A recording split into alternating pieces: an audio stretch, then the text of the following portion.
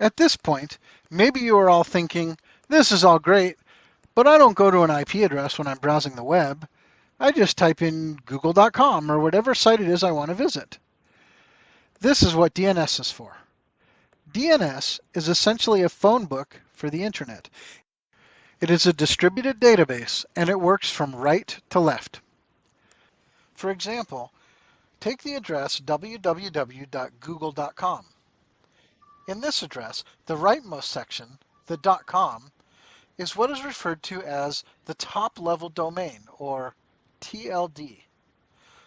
.com is owned and managed by VeriSign, and thus purchases of domains under .com, such as google.com, wikipedia.com, or steampowered.com, are all directly or indirectly purchased from them. Owners of these domains can now manage everything to the left of their domain, such as www.google.com or store.steampowered.com. When your computer goes to look up an IP address, it remembers this principle. It first checks to see if it knows the address. If it doesn't, it goes to your DNS server and says, hey, do you know where this is? The DNS server may have it stored locally or cached. But if it doesn't, the DNS server starts with the TLD, asking the owner, hey, do you know where google.com is? The TLD owner will forward you to the Google servers, and you can ask again, hey, do you know where the IP address of www.google.com is? And then a response will be sent. This allows Google to manage its own subdomains without having to notify the TLD owner. Once the DNS server gets a response, it stores it in its local database before sending it to you.